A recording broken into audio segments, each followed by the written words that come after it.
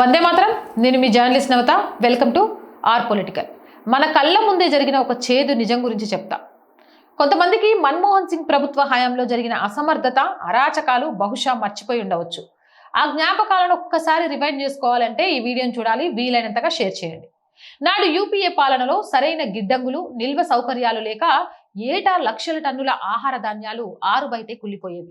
2010లో సాక్షాత్తు ప్రభుత్వ సుప్రీంకోర్టులోనే ఒక విస్తుపోయే నిజాన్ని అంగీకరించింది.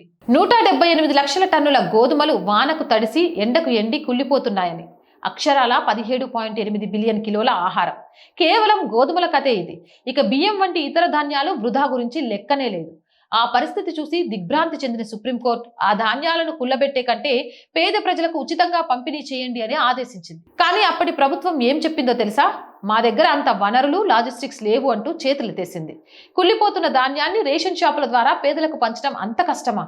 కానీ నాటి మంత్రులు తమ జోబులు నింపుకోవడంలో ఉన్న శ్రద్ధ ప్రజల ఆకలి తీర్చడంపై చూపలేదు. అది కాంగ్రెస్ మార్క్ వారసత్వ అసమర్థత.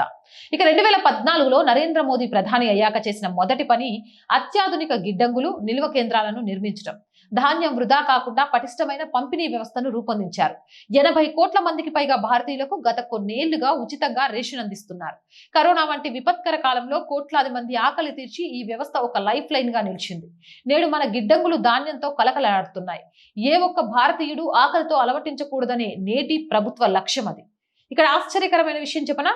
ప్రస్తుతం భారత్ వద్ద ఉన్న అదనపు ధాన్యంతో ప్రపంచ జనాభా మొత్తానికి 6 నెలల పాటు అన్నం పెట్టగల సామర్థ్యం మనకుంది. క్రీస్తు పూర్వం 4వ శతాబ్దంలో గ్రీకు రాయబారి మొగస్తనిస్ తన ఇండికా పుస్తకంలో భారతదేశం పండ్లు, కూరగాయలు, ధాన్యాలతో తులతూగుతుంది, ఇక్కడ ఎవరికీ ఆహార కొరత లేదు అని రాశారు.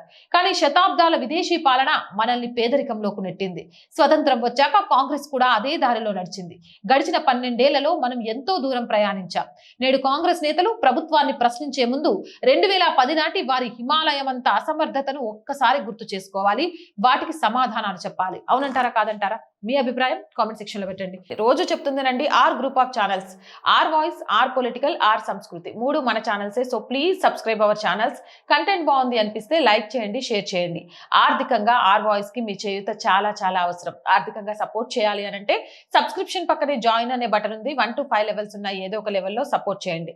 లేదా స్క్రీన్ మీద గూగుల్ పే, ఫోన్ పే తో పాటు అకౌంట్ డీటెయిల్స్ ఇస్తున్నా, మీకు తోచిన సహాయాన్ని అందించవచ్చు. వ్యాపార ప్రకటనల కోసం 8328500576 నెంబర్ ని సంప్రదించండి. జై హింద్, జై భారత్.